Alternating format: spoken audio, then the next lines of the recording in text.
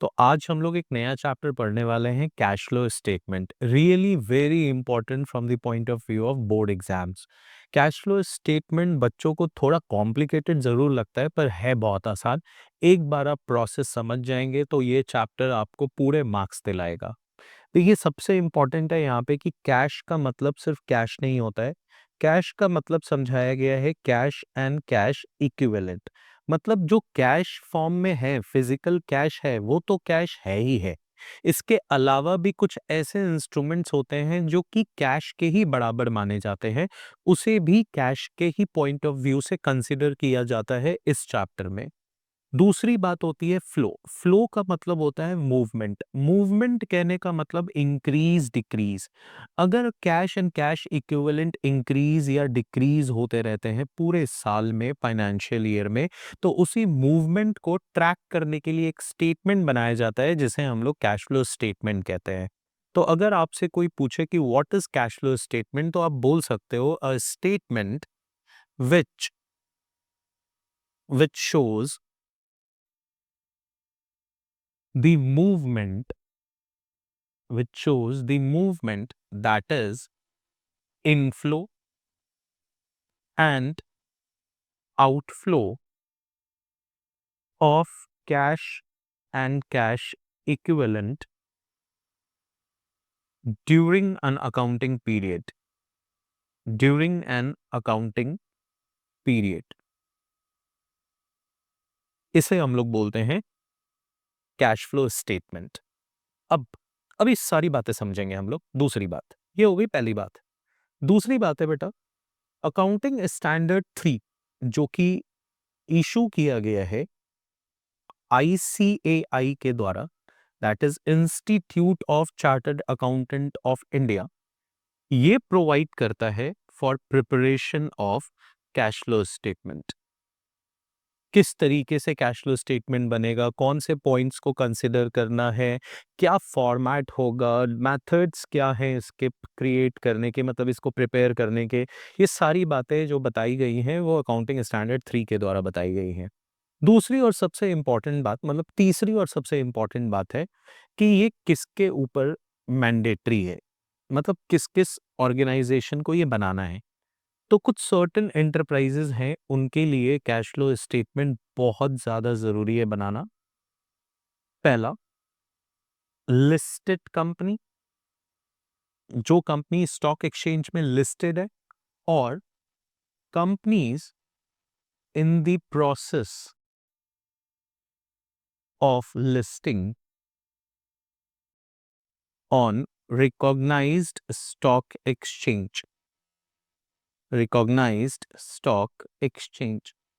India में बेटा आज के डेट में दो ही स्टॉक एक्सचेंज है जो वर्क कर रहे हैं, एक NSC and second one is BSc. तो कोई भी कंपनी अगर एनएससी पे लिस्टेड है या बीएससी पे लिस्टेड है, जैसे रिलायंस है, टाटा कंज्यूमर है, आईटीसी है, एयरटेल है, भारती एयरटेल, जियो फाइनेंस एक्सेट्रा, वैसी कंपनीज को तो कैश फ्लो बनाना ही बनाना है। लेकिन अगर कोई कंपनी है जो कि लिस्ट कराना चाहती है खुद को, वो कंपनी को भी स्टॉक एक्सचेंज पे लिस्टिंग के प्रोसेस में अगर वो आ गई हैं तो उन्हें भी कैश फ्लो स्टेटमेंट बनाना है।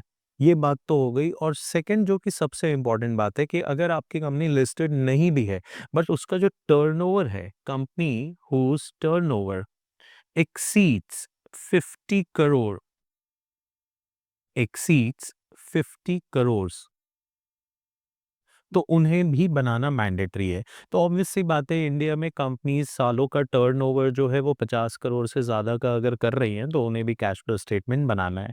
अब बेसिकली कैश फ्लो स्टेटमेंट का क्रक्स क्या होता है ये मैं आपसे बता देता हूँ। देखो, क्रक्स क्या होता है, अभी तो हम लोग पूरा फॉर्मेट पढ़ेंगे, मैं आपको सिर्फ एक ओवरऑल पिक्चर बता देता हूँ कि कैश फ्लो स्टेटमेंट में करने क्या वाले हैं हम लोग। सबसे पहले हम लोग करने क्या वाले हैं कि opening cash and cash equivalent जो हमें दिख रहा है, that is on the very first date of a balance sheet, अगर उसमें अपने मूवमेंट ऑफ कैश, मतलब जो कि नेट इफेक्ट है, net effect of inflows and outflows, या तो इनफ्लोज ज्यादा होंगे या तो आउटफ्लोज ज्यादा होंगे। अगर इनफ्लोज ज़्यादा होंगे तो cash and cash equivalent increase हो जाएगा, अगर आउटफ्लोज ज़्यादा होंगे तो cash and cash equivalent decrease हो जाएगा। तो अगर ओपनिंग में इसे एडजस्ट कर दिया जाए तो हमारे पास क्लोजिंग जो बैलेंस शीट में गिवन है वो हमारा इक्विवेलेंट होना चाहिए, मतलब वो इक्वल होना चाहिए उसके। मतलब ये कि आपने क्या करना है, आपने मूवमेंट्स को ट्रैक करना है। अलग-अलग एक्टिविटीज से हमारे पास मूवमेंट्स आते हैं कैश एंड कैश इक्विवेलेंट के, उसको समराइज करना है, एक जगह लिखना है और रिजल्ट निकालना है कि नेट हमारे पास पैसे आए हैं, मतलब कैश आया है कि कैश गया है, और उसे ओपनिंग में ऐड करेंगे तो उसके बाद जो रिजल्ट आना चाहिए वो हमारे बैलेंस शीट में जो closing cash and cash equivalent दिया है उसके बराबर आना चाहिए। अगर आ रहा है तो मतलब आपने जो सवाल बनाया है वो बिल्कुल करेक्ट है, अगर नहीं आ रहा है तो मतलब आपने कई गलतियां की हैं, कुछ पॉइंट्स छोड़े हैं और फिर आपको रिकंसिडर करना पड़ेगा। तो ये है टोटल कैश फ्लो स्टेटमेंट का क्रक्स। आइए अब हम लोग आगे की बात करते हैं। अब सबसे पहले हम लोग समझ लेते हैं कि sir cash and cash equivalent होते क्या है, फिर आगे की कहानी चलेगी हमारी। जी, बहुत इंपॉर्टेंट है बेटा, कैश एंड कैश इक्विवेलेंट। देखिए, इसको 2 पार्ट में आप डिवाइड करेंगे तो ज़्यादा बेटर है। पहला ये कि what is cash and second one is what is cash equivalent. तो as per the theories provided to you by accounting standard 3, accounting standard 3 कहता है कि कैश का मतलब हो गया physical cash. Cash means physical cash या आपका बैंक बैलेंस। बैंक बैलेंस, अगर आपके बैंक में कोई पैसे पड़े हैं, आपके पास फिजिकली कोई कैश अवेलेबल है, तो वो कैश हो गया आपका। और एक बात और कहता है वो demand deposit. Demand deposit sir 2 तरीके के डिपॉजिट्स होते हैं। एक होते हैं हमारे पास टाइम डिपॉजिट, एक होता है हमारे पास डिमांड डिपॉजिट्स। तो बैंक बैलेंस को ही एक्चुअली कई जगह पे, सॉरी मैंने पॉइंट बना दिया, बैंक बैलेंस को ही कई जगह पे हम लोगों ने डिमांड डिपॉजिट्स के नाम से सुना होगा। डिमांड डिपॉजिट मीन्स कि whenever I need cash, I can go to any ATM of bank and I can withdraw money from it, या बैंक में जाके physically I can withdraw money out of it. तो उसे हम लोग bank balance को ही demand deposit बोलते हैं। तो please don't get confuse about this. Now what is cash equivalent? तो कैश इक्विवेलेंट मतलब क्या होता है वो बहुत इंपॉर्टेंट है समझना। सबसे पहले तो इसे बोलते हैं short term highly liquid investments. Highly liquid investments मतलब हमारे जो इन्वेस्टमेंट्स हैं वो इन्वेस्टमेंट शॉर्ट टर्म के होने चाहिए और हाईली लिक्विड होना चाहिए, that is it can be convertible into cash. अब इसको मैं थोड़ा और पॉइंट को तोड़ता हूँ। इसका मतलब होता है कि it can be convertible into known amount, known amount without any change, without any change in their values. मतलब कि बेटा वो जो इन्वेस्टमेंट्स आपने कर रखा है, सो सॉरी,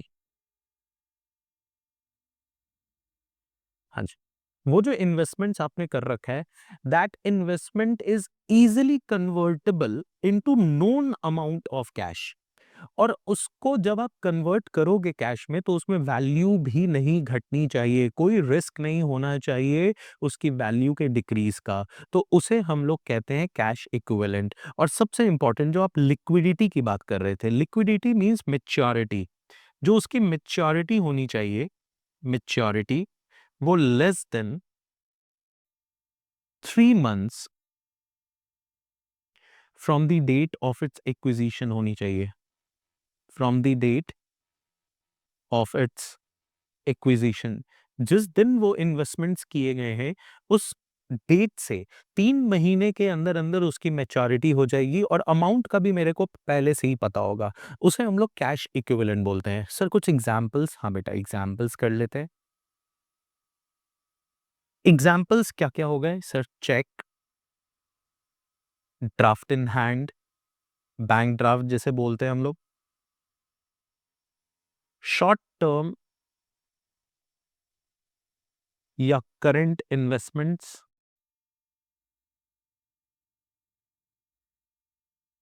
इसे हम लोग कभी कभी मार्केटेबल सिक्योरिटीज के नाम से भी जानते हैं, बुक्स में लिखा होता है हमारे पास मार्केटेबल सिक्योरिटीज। पर सर एग्जाम्पल्स क्या हुए, ये तो नाम हो गए।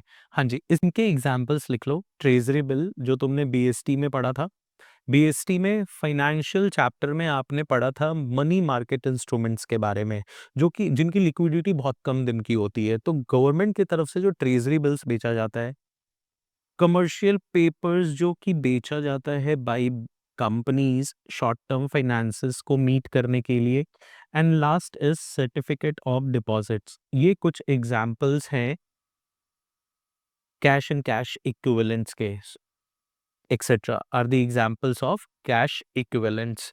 तो आई होप आपको कैश इक्विवेलेंट्स के पॉइंट क्लियर हो गए होंगे।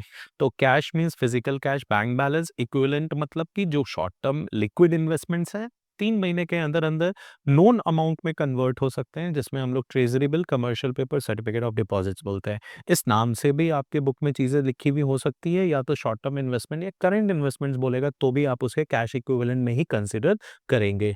तो अब हम लोग आगे की बात करते हैं। सर हमने जो अभी थोड़ी देर पहले बात करी थी movement of cash and cash equivalent ही, जो हमें एक्चुअली में समराइज करना है। Movement of cash and cash equivalent जो हमें समराइज करना है।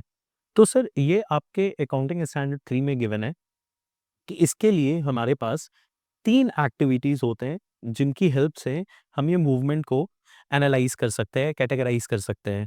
पहली एक्टिविटी होती है हमारी ऑपरेटिंग एक्टिविटीज।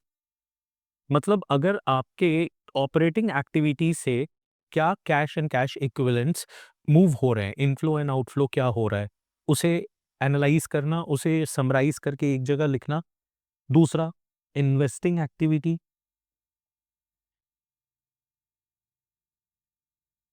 और तीसरा होता है हमारा फाइनेंसिंग एक्टिविटीज। ये 3 एक्टिविटीज होते हैं जिन्हें आपको एनालाइज करना है। अब सर ऑपरेटिंग एक्टिविटीज क्या होते हैं, इसके बारे में हम लोग पढ़ते हैं। सर देखिए, हर एक बिजनेस जो होता है वो एक रेवेन्यू जनरेटिंग एक्टिविटीज को परफॉर्म करता है। रेवेन्यू जनरेटिंग एक्टिविटीज को वो किसी न किसी इंडस्ट्री में किसी न किसी प्रोडक्ट को डील कर रहा होता है। कोई फैशन इंडस्ट्री में है, तो कोई मतलब टेलीकॉम इंडस्ट्री में है, कोई एग्रीकल्चर प्रोडक्ट्स बना रहा है, कोई मशीनरीज बना रहे हैं, तो कोई एनर्जी बना रहे हैं। तो अलग अलग बिजनेसेस अलग अलग ऑपरेशंस कैरी आउट कर रहे हैं। तो जो उनका कोर एक्टिविटीज है जिसमें वो बिजनेस इन्वॉल्व है, उसे हम लोग कहते हैं ऑपरेटिंग एक्टिविटीज। तो ऑपरेटिंग एक्टिविटीज में हम लोग क्या क्या चेक करते हैं वो देखते हैं, कहाँ कहाँ से पैसे आ सकते हैं और कहाँ कहाँ पैसे हमारे खर्च होते हैं, उसे हम लोग कंसिडर करते हैं। पहला क्या होता है, कैश जो रिसीव हुआ from sale of goods. Cash received from sale of goods, ये ऐड होगा। दूसरा, cash received from debtors and bill receivables, ये ऐड होगा। Debtors and bill receivable. और कहाँ-कहाँ से पैसे आ सकते हैं? तो सर यही 2 मेन एक्टिविटीज़ होती है जहाँ से बिज़नेस को पैसे आते हैं। या तो गुड्स बेच के पैसे आएँगे, अगर गुड्स उधार बिका है तो जिनको बेचा गया है उनसे कैश रिसीव होगा। फिर कैश पे किया जाता है फॉर परचेज़ ऑफ गुड्स, ये माइनस हो जाएगा। Cash paid for purchase of goods. उसके बाद cash paid to creditors and bills payable. Creditors and bills payable and cash paid for various expenses. Paid for various expenses। तो इनका जो net inflow या outflow होगा वो इस मूवमेंट का पार्ट बनेगा। Movement of cash and cash equivalent का वन ऑफ द पार्ट बनेगा। फिर दूसरी एक्टिविटी होती है जिसे हम लोग बोलते हैं इन्वेस्टिंग एक्टिविटी। तो ये क्या इन्वॉल्व होती है, हर एक बिजनेस जो है अपने मतलब लॉन्ग टर्म फंक्शनिंग के लिए एसेट्स परचेज करता है या इन्वेस्टमेंट्स करता है। तो अगर कोई भी कैश का इनफ्लो या आउटफ्लो इनके एक्टिविटी से, purchase and sale of long term assets की एक्टिविटी से इन्वॉल्व होता है या अराइज होता है, तो उसे हम लोग यहाँ पे कंसिडर करते हैं। तो ये एक्चुअली होते हैं हमारे purchase and sale of long term assets, long term assets and investments. Long term वाले ही होंगे, long term investments, that is non current assets and non current investments. इनसे जो हमारे पास पैसे आते हैं उसे हम लोग यहाँ पे लिखते हैं। तो पहला क्या हुआ, कैश पेड और purchase of long term assets including intangible assets, जी, intangible assets and investments। तो जब भी कोई बिजनेस नए एसेट्स परचेस करेगा, बिल्डिंग, लैंड, मशीनरी, तो उसमें जो पैसे जा रहे हैं दैट इज आउटफ्लो। अब इसी तरीके से अगर आप कोई पुराने एसेट्स को बेच रहे हो तो उससे आपको कैश रिसिप्ट हो रहा है, cash receipt from sale of long term assets and investments, यहाँ पे पैसे आपके बनते हैं। थर्ड पॉइंट, जब आप इन्वेस्टमेंट करते हो तो इन्वेस्टमेंट से आपको एक रेवेन्यू भी जनरेट होता है जो कि कोर एक्टिविटी बिजनेस की नहीं होती है, वो इन्वेस्टिंग एक्टिविटी होता है। फॉर एग्जांपल आपने किसी कंपनी के डिबेंचर्स खरीद लिए तो वहाँ से आपको इंटरेस्ट रिसीव होगा। अगर आपने किसी कंपनी के शेयर्स खरीदे तो वहाँ से आपको डिविडेंड रिसीव होगा। अगर आपने कोई प्रॉपर्टी खरीदी और उसे रेंट पे चढ़ा दिया तो उसे आपको रेंट रिसीव होगा। तो ये सारे इन्वेस्टिंग एक्टिविटी के पार्ट होते हैं। लास्ट में होता है हमारा सर फाइनेंसिंग एक्टिविटी। सर ये एक्टिविटी क्या होता है, it results in change in capital structure. आपके बिजनेस में जो कैपिटल कंट्रीब्यूशन है, कैपिटल का जो स्ट्रक्चर है, that is capital and borrowings, इनमें अगर कोई चेंज आता है तो उस चेंज से मतलब उस एक्टिविटीज जिसके वजह से ये चेंज आया, वो एक्टिविटीज हम लोग फाइनेंसिंग एक्टिविटीज बोलते हैं। सर जैसे फॉर एग्जांपल अभी आपके पास बिजनेस में जो शेयर कैपिटल है जो कि ओनर ने कंट्रीब्यूट किया है और जो आपने लोन्स ले रखे हैं, अगर उनमें कोई भी चेंजेस आए तो वो सारे चेंजेस फाइनेंसिंग एक्टिविटीज के पार्ट होंगे। जैसे receipt from issue of shares, receipt from issue of shares या फिर डिबेंचर्स। तो इससे आपका स्ट्रक्चर चेंज होगा। आपने पहले जो शेयर्स बाजार में बेच रखे थे, इशू कर रखे थे, वो आपने और करे, उसके अलावा भी आपने और इशू करे, तो आपका कैपिटल स्ट्रक्चर चेंज हुआ। जब आपने शेयर्स इशू करे या डिबेंचर्स इशू करे तो आपको सिक्योरिटी प्रीमियम रिसीव रिसीव हुआ, तो वो सिक्योरिटी प्रीमियम रिसीव होना भी फाइनेंसिंग एक्टिविटी का ही पार्ट है। फिर आपने हो सकता है कि शेयर्स इशू करते समय कुछ एक्सपेंसेस करे, तो आपने जो पेमेंट किया ऑफ शेयर इशू एक्सपेंसेस वो यहाँ माइनस हो जाएगा। जो हमने लास्ट चैप्टर में पढ़ा है, लास्ट दोनों चैप्टर में अंडरराइटिंग कमीशन के बारे में बात हो रही है। सर रीपेमेंट, अब आपने जो डिबेंचर्स बाजार में इशू करे थे वो एक मैच्योरिटी पीरियड के साथ का था, तो सर्टेन टाइम पीरियड बाद तो वो मैच्योर होगा तो रीपेमेंट करना पड़ेगा। तो आप जो रीपेमेंट कर रहे हो डिबेंचर्स के या प्रेफरेंस शेयर्स के, तो उसके वजह से आपके पैसे जा रहे हैं, तो वो यहाँ पे आप लिखोगे। उसके बाद हो सकता है कि आप अपने कंपनी के शेयर्स बाईबैक कर रहे हो, इक्विटी शेयर्स, तो उसमें आपके पैसे जाएँगे। जब आप शेयर्स बाज़ार में आपने इश्यू कर रखे हैं, तो साल के एंड में अगर आपको प्रॉफ़िट आता है तो आप डिविडेंड देते हो। अगर साल के बीच में दे रहे हो तो उसे इंटरिम डिविडेंड कहते हैं, साल के एंड पे दे रहे हो तो उसे फाइनल डिविडेंड बोलते हैं। तो ये डिविडेंड देना जो है वो पेमेंट हो गया और कैश बाहर जा रहा है। और लास्ट में होता है कि short term borrowings, changes in bank overdraft and cash credit. इसके बारे में मैं आपको थोड़ी देर बाद या कुछ क्लासेस में बताऊंगा, आने वाले क्लासेस में। कैश क्रेडिट ये क्या होते हैं? एक्चुअली ये शॉर्ट टर्म बोरोइंग्स होते हैं। हमने लॉन्ग टर्म बोरोइंग्स और शॉर्ट टर्म बोरोइंग्स दोनों को ही हम लोग यूज़ करते हैं बिजनेस में। तो आई होप आपको पॉइंट क्लियर हुआ होगा। 3 एक्टिविटीज़ के मूवमेंट्स हम लोगों ने ट्रैक करने हैं। पहला ऑपरेटिंग एक्टिविटी, दूसरा इन्वेस्टिंग एंड तीसरा है फाइनेंसिंग। ऑपरेटिंग हमारे कोर बिजनेस से रिलेटेड होता है, investing sale and purchase of fixed assets including intangible assets and long term investment से रिलेटेड होता है। तो फाइनेंसिंग एक्टिविटीज में बेसिकली हम लोग कैपिटल स्ट्रक्चर के चेंजेस के ऊपर फोकस करते हैं।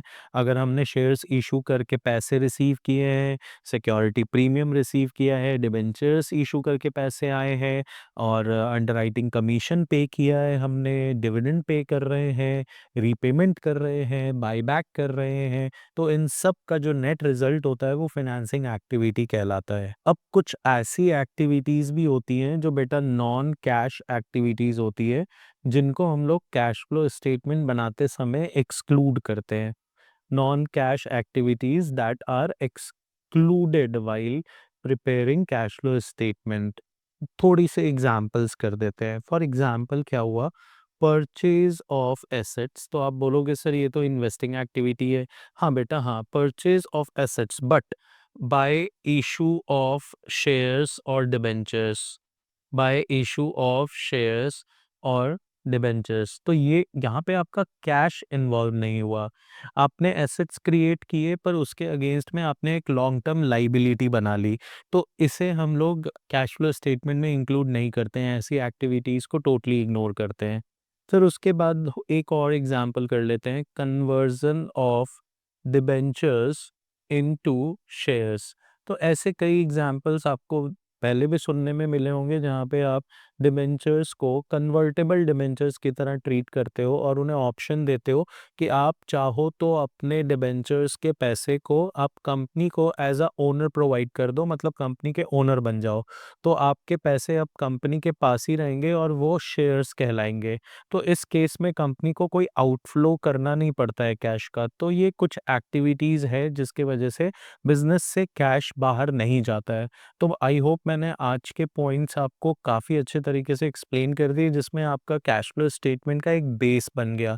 नेक्स्ट वीडियो में हम लोग इसके फॉर्मेट को देखेंगे और एक-एक करके एक-एक एक्टिविटीज़ से हम लोग रियलिटी में कैश कैलकुलेट करके देखेंगे कि किस तरीके से कैलकुलेट किए जाते हैं।